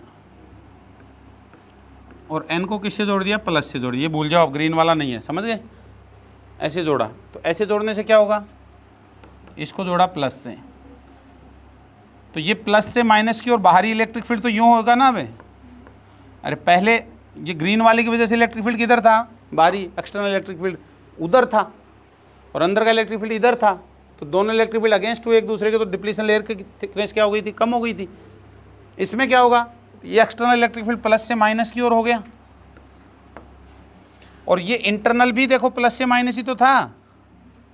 अरे जो इंटरनल हमने बनाया था रेड वाला, ये भी प्लस से माइनस ही तो इधर ही तो था, तो अब तो इसको सपोर्ट मिल गई। बोला जो मैं कर रहा हूँ वही काम ये बाहर वाला करवाना चाह रहा है, तो फिर इधर के होल्स जो हैं वो और खिसक जाएंगे इससे दूर, और इलेक्ट्रॉन्स इससे दूर भागेंगे अपोजिट डायरेक्शन में। तो हम कहेंगे डिप्लीशन लेयर की थिकनेस क्या हो जाती है, थोड़ी बढ़ जाती है। उसमें थोड़ी क्या हो गई थी, कम हो गई थी, इसमें थोड़ी बढ़ जाती है। अब डिप्लीशन लेयर की थिकनेस बढ़ गई तो हम कहेंगे रेजिस्टेंस बढ़ जाता है रिवर्स बायस में, और तो रिवर्स बायस में बढ़ जाएगा तो अब न तो कोई होल इधर जा पाएगा न कोई इलेक्ट्रॉन उधर जा पाएगा। अरे नहीं जा पाएगा ना, कोई नहीं जा पाएगा, कोई नहीं जा पाएगा। तो आइडियल डायोड में ये मानते हैं कि इसको बोलते हैं रिवर्स बायस। कौन सी बायस बोलते हैं इसको, रिवर्स बायस। तो रिवर्स बायस में ये मानते हैं कि आइडियल डायोड में कोई करंट नहीं फ्लो करती, लेकिन रियल में करती है थोड़ी। क्यों करती है, रियल में क्यों फ्लो करती है बे करंट? क्योंकि रियल में याद हो तो आपको, देखो ये दो येलो वाले बैठे हैं और दो होल बैठे हैं, ये किधर जाएंगे जो यहाँ बायस लगाओगे तो इधर के इलेक्ट्रॉन, कुछ जो रूम टेम्परेचर पे जो इलेक्ट्रॉन थे वो इधर जाएंगे कि नहीं, और होल्स इधर जाएंगे कि नहीं। उसकी वजह से बहुत कम करंट, माइक्रो एम्पियर की ऑर्डर की करंट फ्लो करती है, हम ये कहते हैं, ठीक है ना। लेकिन रियल डायोड में क्या होता है, रियल डायोड में फॉरवर्ड बायस में कैसा बिहेवियर करेगा, ऑन स्विच की तरह बिहेवियर करेगा, करंट फ्लो करेगी। और रिवर्स बायस में कैसा बिहेवियर देगा, ऑफ स्विच की तरह बिहेवियर करेगा। मतलब हम कहेंगे कि इन्फानाइट रेजिस्टेंस प्रोवाइड करेगा रिवर्स बायस में। और फॉरवर्ड बायस में क्या मानते हैं, हम आइडियल डायोड की बात कर रहा हूँ, क्या मानते हैं, जीरो मानते हैं कि वो एकदम से करंट फ्लो कराएगा और ये करेगा ही नहीं। Reverse bias diode behave like a open circuit और forward bias diode behave like a close circuit, ठीक है ना। ये है आइडियल डायोड की बात है। लेकिन आइडियल नहीं होता तो ग्राफ कैसा आएगा इसका, अरे इसका ग्राफ कैसा आएगा, इसी ग्राफ में मिला के बनाता हूँ मैं। डेल्टा वी को क्या किया, उल्टा लगाया है ना हमने, अरे उल्टा लगाया है ना, पहले वाले से उल्टा लगाया है, तो इधर बढ़ाऊंगा मैं अब डेल्टा वी को। अरे उल्टा बढ़ाता जा रहा हूँ डेल्टा वी को, समझ रहे हो बात को। और करंट भी उल्टी नीचे ले ली मैंने, अरे करंट भी तो उल्टी जाएगी ना, इसकी वजह से जाएगी वो तो जाएगी नहीं उधर वाली तो इसकी वजह से जो करंट जाएगी वो तो इस प्लस से माइनस की ओर जाएगी। इसकी प्लस से माइनस मतलब कुछ यहाँ के होल उधर जाएंगे और इलेक्ट्रॉन उधर आएंगे, तो उल्टी करंट होगी ना। पहले वाली करंट यूँ चल रही थी, पी से यानी एन से पी जाएगी, अरे समझ गई, ये एन से पी जाएगी, तो एन से पी जाएगी, ये इलेक्ट्रिक फील्ड की वजह से जाएगी, इस इलेक्ट्रिक फील्ड की सपोर्ट की वजह से जाएगी। इसको कौन सी करंट बोला जाता है, इसको ड्रिफ्ट करंट बोला जाता है। अरे इसको क्या बोला जाता है, ड्रिफ्ट करंट। ड्रिफ्टिंग हो रही है उनकी वजह से, जो वो जो थे माइनॉरिटी चार्ज कैरियर्स, इनको बोलते हैं माइनॉरिटी चार्ज कैरियर्स, जो इक्को दुक्के थे इनको, ठीक है ना। तो क्या होगा, किधर जाएगी, ये आई रिवर्स हो गई, किस ऑर्डर की होगी, ये माइक्रो एम्पियर के ऑर्डर की होगी, नहीं तो ग्राफ ही नहीं बनेगा, जीरो ही दिखेगी आपको, ठीक है ना। तो माइक्रो एम्पियर में लेनी पड़ेगी आपको, बहुत गैप में। माइक्रो में भी ऐसे लेनी पड़ेगी, 300, 600, 800, 1000 ऐसे, समझ गए, माइक्रो एम्पियर। तब जाके ग्राफ कुछ ऑब्टेन होगा। और कैसा ग्राफ मिलता है, यहाँ तो ऑलमोस्ट जीरो ही मिलेगा, ऐसे बढ़ेगी। लेकिन वोल्टेज को बढ़ाते जाएं तो अचानक कहीं करंट बढ़ जाती है ऐसे, और हम कहते हैं डायोड का क्या हो गया, ब्रेकडाउन हो गया। कैसे हो गया ये, बढ़ाते जाएंगे रिवर्स बायस में, वोल्टेज को बढ़ाते जाएंगे, 2 वोल्ट, 4 वोल्ट, 6 वोल्ट, 15-20 वोल्ट कर दिया बढ़ा के, तो क्या होगा, ये जो इलेक्ट्रिक फील्ड है पावरफुल होगा। तो पावरफुल होगा तो यहाँ के जो कोवेलेंट बॉन्ड तो हैं ही, क्या उनमें भी इलेक्ट्रॉन्स तो हैं ही, तो वो इलेक्ट्रॉन्स पे क्या पड़ेगा, जोर पड़ेगा। अरे उनको वो इलेक्ट्रिक फील्ड के अपोजिट जाना चाहेंगे, तो कोवेलेंट बॉन्ड पे जोर पड़ेगा। तो एक कंडीशन ऐसी आएगी, वोल्टेज को बढ़ाते जाओगे तो कोवेलेंट बॉन्ड सारे के सारे क्या हो जाएंगे, टूट जाएंगे, उनकी लिमिट सहन से बाहर हो जाएगी। और वो जब टूट जाएंगे तो क्या होगा, अरे टूट जाएंगे तो क्या होगा, वो टूट जाएंगे तो फ्री हो गए ना यहाँ इलेक्ट्रॉन, और बहुत सारे इलेक्ट्रॉन और असंख्य होल पैदा हो गए। अरे बॉन्ड टूटेगा, हर इलेक्ट्रॉन टूटने का मतलब एक होल पैदा होना, तो बहुत सारे असंख्य इलेक्ट्रॉन होल एकाएक बढ़ जाएंगे। अरे एक लिमिट आएगी, मान लो कि 15 वोल्ट पे एक टूटा, एक ही टूटेगा या सारे टूटेंगे 15 वोल्ट पे, फिर अरे सबकी वही रहेगी ना ऑलमोस्ट, तो 15 के आसपास वो सारी टूटेंगे, फिर एक की लिमिट आएगी, सब टूटेंगे, तो सब बॉन्डिंग टूटेंगे, तो होल और इलेक्ट्रॉन हो जाता है एकाएक बढ़ जाएंगे, एकाएक बढ़ जाएंगे। और अब उनकी वजह से जो करंट होगी वो कौन सी, मैं बता रहा हूँ आपको यार, रिवर्स बायस में वो ये करंट तो ऑलमोस्ट जीरो, डिफ्यूजन मान लो चाहे कुछ भी, लेकिन यहाँ जो पैदा होने से जो करंट हुई वो कौन सी जनरेट होगी, और यहाँ पैदा होने से करंट जो होती है वो कौन सी होती है, ड्रिफ्ट करंट होती है ना, ये बताया था ना, ये ड्रिफ्टिंग होगी। अब ये थोड़ी हो रहा है, कंसंट्रेंसी डिफरेंस थोड़ी आ रहा है, ये तो इलेक्ट्रिक फील्ड की वजह से आ रहा है। कंसंट्रेंसी डिफरेंस की वजह से जो करंट होगी वो कौन सी करंट होती है, वो कौन सी बाइस में फ्लो करती है? फॉरवर्ड बाइस में। रिवर्स बाइस में कंसल्टेंसी डिफरेंस वाली चल रही है क्या? नहीं जा रही ना, इक्के दुक्के वो जा रहे थे, फिर यहाँ जो पैदा हुए वो जा रहे हैं, तो यहाँ पैदा हुए वो जा रहे हैं, वो किस वजह से जा रहे हैं? इलेक्ट्रिक फील्ड की वजह से जा रहे हैं। वो करंट कौन सी करंट होगी? Drift current. तो ये भी पूछ लेते हैं कई बार कि फॉरवर्ड बाइस में कौन सी करंट फ्लो करती है और रिवर्स बाइस में कौन सी फ्लो करती है। ठीक है, तो ये संख्या क्या हो गई? बहुत ज़्यादा बढ़ जाएगी, तो एकाएक करंट बढ़ जाती है किसी एक पर्टिकुलर वोल्टेज पे, और इसको कहते हैं ब्रेक डाउन। ये एकाएक करंट बढ़ जाने को ये ब्रेक डाउन वोल्टेज हो गई, VZ। जिस वोल्टेज पे घटनाक्रम होता है उसको क्या बोलते हैं? Breakdown voltage. अब ये ब्रेक डाउन भी दो तरह का होता है। ये ब्रेक डाउन भी कितने तरह का होता है? दो तरह का होता है। एक होता है जीनर ब्रेक डाउन, एक होता है avalanche breakdown. Zener breakdown क्या होता है? ये जो संख्या एकाएक बढ़ गई थी, बहुत ज़्यादा फील्ड लगाने की वजह से टूट गए थे, ये ब्रेक डाउन जो हुआ ये जीनर ब्रेक डाउन कहलाता है। लेकिन एक और ब्रेक डाउन होता है, एक और क्या होता है कि ये जो फील्ड लगा हुआ था, जो माइनॉरिटी चार्ज कैरियर्स बैठे थे ना, इधर कुछ होल और इधर इलेक्ट्रॉन, वो भी तो भागेंगे ना, एक्सेलरेट हो गए फील्ड में। तो वो क्या करते हैं, एक इलेक्ट्रॉन जो है कुछ पैदा हो गया जैसे यहाँ, तो एक इलेक्ट्रॉन जो है वो किसको टक्कर मारेगा? दूसरे को टक्कर मार के फ्री करवा देगा। अरे इलेक्ट्रिक फील्ड ज़्यादा होने की वजह से पोटेंशियल ज़्यादा हो गया, तो पावरफुल एक्सेलरेट ज़्यादा हो गया इलेक्ट्रॉन। जो फ्री इलेक्ट्रॉन था इस क्रिस्टल में, वो फ्री इलेक्ट्रॉन ज़्यादा एक्सेलरेट हो गया, ज़्यादा एक्सेलरेशन की वजह से उसके पास ज़्यादा काइनेटिक एनर्जी हो गई। अब वो किसी और इलेक्ट्रॉन से टकराएगा क्रिस्टल के अंदर, तो क्या करेगा? क्या करेगा? उसको तोड़ देगा, उसको कोवेलेंट बॉन्ड से कहाँ भेज देगा? अपनी एनर्जी देकर के, काइनेटिक एनर्जी होती है उसको दे करके कंडक्शन बैंड में भेज देगा। तो एक से कितने पैदा होंगे? दो।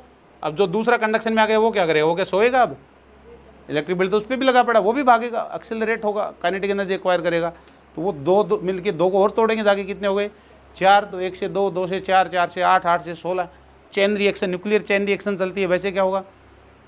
अरे न्यूक्लियर चेन रिएक्शन ऐसी तो चलती है, तो न्यूक्लियर चेन रिएक्शन की तरह से क्या करेगा? चीज़ें होंगी और तेज़ी से क्या हो जाएगा? हम कहेंगे करंट बढ़ जाएगी। उस तरह का जो ब्रेक डाउन होता है उसको बोलते हैं एवलांच ब्रेक डाउन। अरे एवलांच होता है, वो पहाड़ों में गिरते हैं ना कंकड़ पत्थर, एवलांच बोलते हैं। एक पत्थर गिरा, उसने एक को ठोकर मारी, दो गिरा दिए, दोनों 4 को गिरा रहे हैं, फिर वो एवलांच हो जाता है, पूरा चल पड़ता है, उसको एवलांच बोलते हैं। तो एवलांच ब्रेक डाउन, समझ गए? ये है। तो एवलांच ब्रेक डाउन होने के लिए क्या चाहिए? डोपिंग की मात्रा क्या होनी चाहिए? ज़्यादा चाहिए। अरे ताकि फ्री इलेक्ट्रॉन ज़्यादा मिल जाएं। डिप्लीशन लेयर की चौड़ाई क्या चाहिए? ज़्यादा चाहिए, ताकि भागने के लिए रास्ता ज़्यादा मिल जाए, एक्सेलरेट होने के लिए। और जीनर ब्रेकडाउन के लिए डिप्लीशन लेयर होनी चाहिए पतली, ताकि पावरफुल वोल्टेज लग जाए तुरंत। ये डिफरेंस देख लेना, शीट में है, ठीक है बात? तो ये सब कहानियाँ हैं।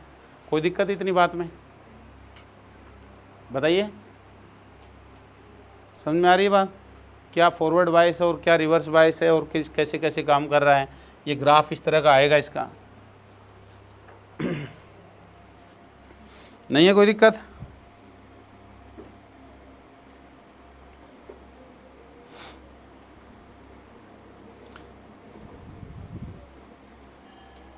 बेल लग गई। अब ये जो ब्रेकडाउन हो रहा है, ये जो ब्रेकडाउन हो रहा है वोल्टेज बढ़ाने की वजह से, वोल्टेज बढ़ाने की वजह से जो ब्रेकडाउन हो रहा है, एकाएक कोवेलेंट बॉन्ड टूटने से जो ब्रेकडाउन हो रहा है, इसका नाम हमने क्या दिया है? Zener breakdown. तो ये जो ब्रेकडाउन हो रहा है, इस ब्रेकडाउन कंडीशन में काम करने वाले डायोड का नाम क्या कहलाता है? Zener diode. अरे तो जीनर डायोड इस ब्रेकडाउन कंडीशन में काम करे, तो इस ब्रेकडाउन कंडीशन में काम करे, इसका मतलब कौन सी बायस में जोड़ा जाएगा उसको? रिवर्स। अरे रिवर्स बायस में जोड़ोगे तभी तो ये कंडीशन आएगी। तो उसका सिंबॉलिक रिप्रेजेंटेशन कैसा होता है जीनर डायोड का? ये जो डायोड होता है, ये इसको क्या बना देते हैं हम? जेड बना देते हैं। क्या बना देते हैं? जेड। अरे समझ गए? Z for Zener. तो ये जीनर कौन सी बायस में लगेगा? रिवर्स बायस में। ये कैसा काम करता है? ये एज ए वोल्टेज रेगुलेटर काम करता है। कैसे काम करता है? वोल्टेज रेगुलेटर का काम करता है। वोल्टेज को रेगुलेट करता है, फ्लक्चुएटिंग वोल्टेज को, कम ज़्यादा हो रही उसको रेगुलेट करने का काम करता है। कैसे जोड़ा जाता है? रिवर्स बायस में जोड़ा जाता है। जैसे यहाँ जोड़ दिया आपने, ये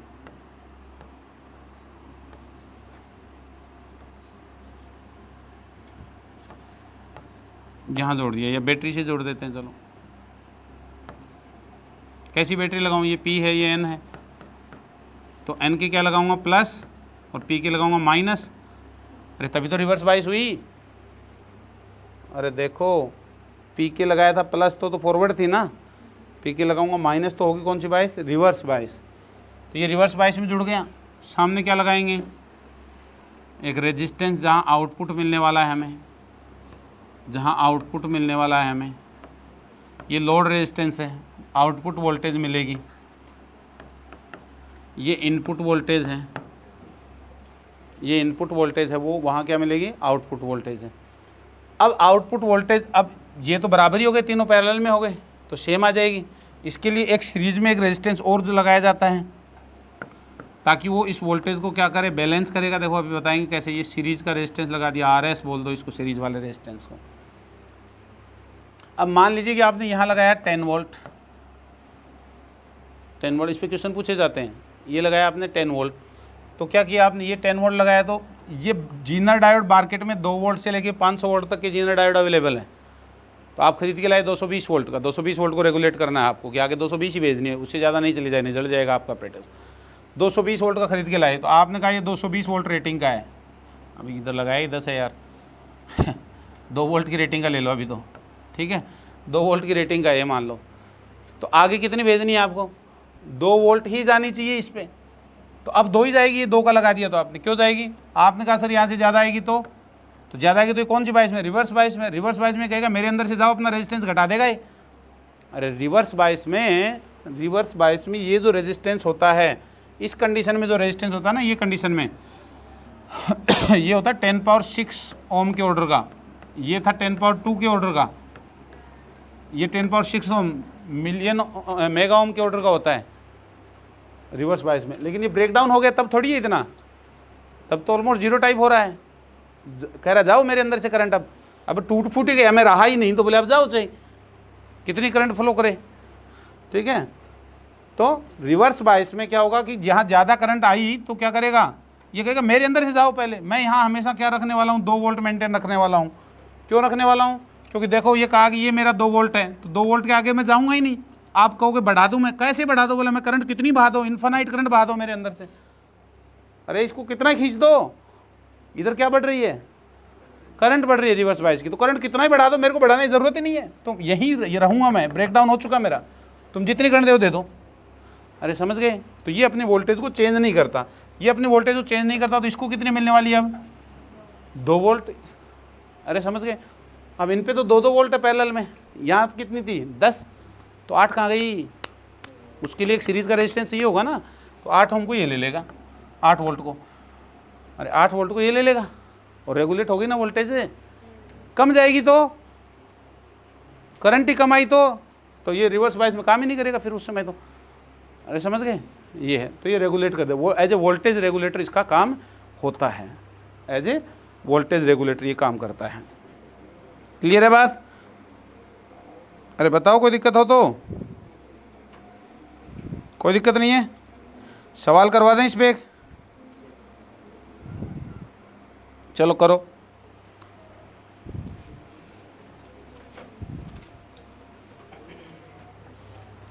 यही सवाल कर लो, इसी में लिख लो,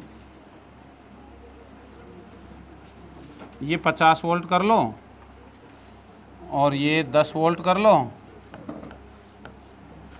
ये हटा देता हूँ मैं पहले वाली चीज़ें, ठीक है। ये 50 वोल्ट है और ये 10 वोल्ट है, और वो 10 ओम कर लो, वो 10 ओम कर लो,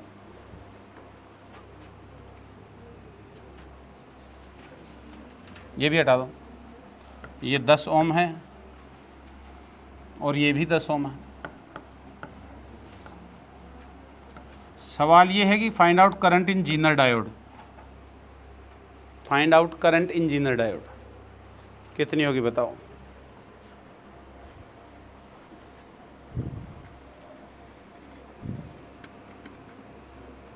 जीनर डायोड में करंट कितनी होगी,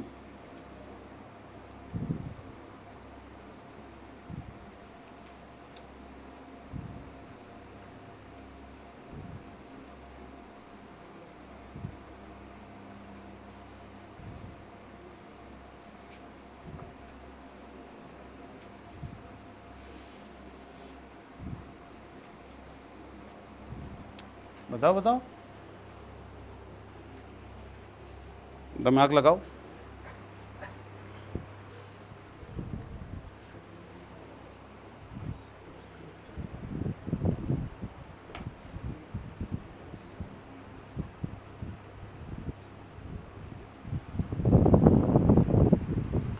10 वोल्ट का जीनर डायोड लगा रखा है आपने, ये 10 ओम का लोड है और ये 10 ओम का सीरीज रेजिस्टेंस है, 50 वोल्ट की बैटरी है, जीनर है 3 एम्पियर,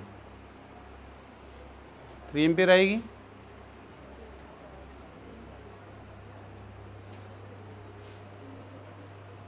बहुत बढ़िया सोचा इसने, बिल्कुल 3 एम्पियर ही आएगी।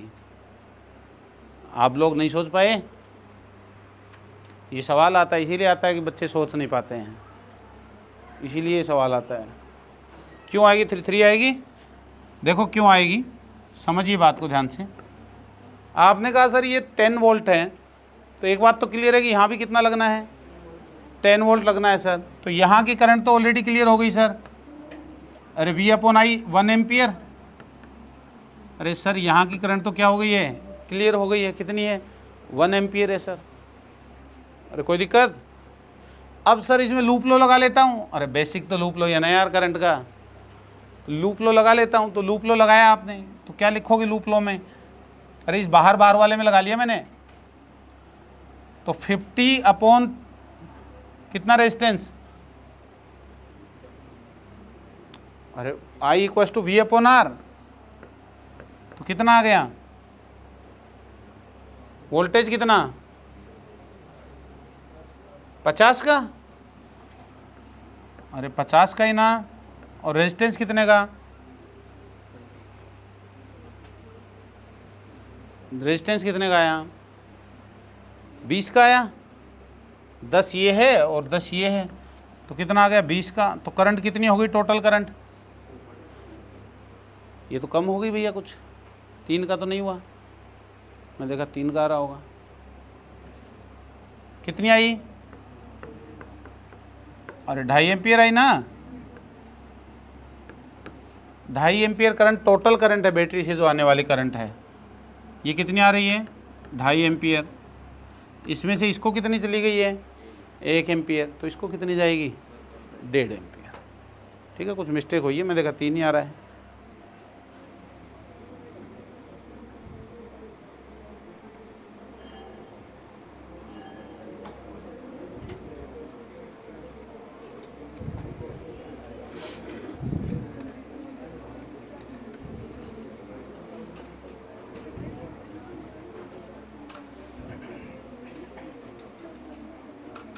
अरे लेकिन रुको, दूसरे तरीके से हम सोचे तो 4 भी आ रही है, इसका भी ठीक है सोचना। क्या सोचे दूसरे तरीके से, हम ये सोच सकते हैं कि यहाँ वोल्टेज ड्रॉप 10 वोल्ट का है, तो यहाँ ड्रॉप कितने का होगा 40 का होगा, और 40 का होगा तो क्या होगा 4 एम्पियर होगी यहाँ करंट, तो 4 एम्पियर होगी, तो एक वो चलेगी, तो यहाँ 3 एम्पियर आएगी। तो इसमें क्या गड़बड़ कर रहे हैं अपन, इसमें क्या गड़बड़ कर रहे हैं, इसमें क्या गड़बड़ कर रहे हैं हाँ यही गड़बड़ कर रहे हैं अपन लूप लो में, बिल्कुल सही। अरे यहाँ 50 वोल्ट है, तो 50 का ड्रॉप, यहाँ कितने का हुआ ड्रॉप, आई ले लूँ मैं इस करंट को, नॉन करंट है मेरी, तो मैं कहूँगा प्लस IR I × 10, लेकिन यहाँ करंट 1 एम्पियर है, लूप लो लगाओ, यहाँ 1 एम्पियर है, तो 1 एम्पियर है तो कितना हो गया ड्रॉप 10 का, और फिर आ गए यहाँ पे इक्वल टू क्या कर दूँ, अरे बैटरी का क्या लिखा हमने, गेन है, अरे बैटरी वाला गेन हो गया ना माइनस से प्लस, बैटरी का गेन है, यहाँ का ड्रॉप लिखा हमने 10 × I और यहाँ का ड्रॉप लिखा 10 × 1, तो कितना आ गया 10I = ये 10 माइनस 40, तो I = 4 एम्पियर। अब ठीक है, ठीक है। तो आप दो तरीके से सोच सकते हो, लूप लो से भी सोच सकते हो, और आपको पता है कि इसका कितना चला गया यहाँ पे, यहाँ रेटिंग 10 है तो यहाँ 10 हो गया, तो इधर कितना आ गया 40, तो 40/10 के सीधा 4 कह सकते हो। एक उधर चलेगी 3 एम्पियर, 3 एम्पियर करेक्ट आंसर है। कर पाओगे ऐसे क्वेश्चंस, कोई प्रॉब्लम? तो आज इतना ही लेते हैं, बाकी कल ले लेंगे। Thank you.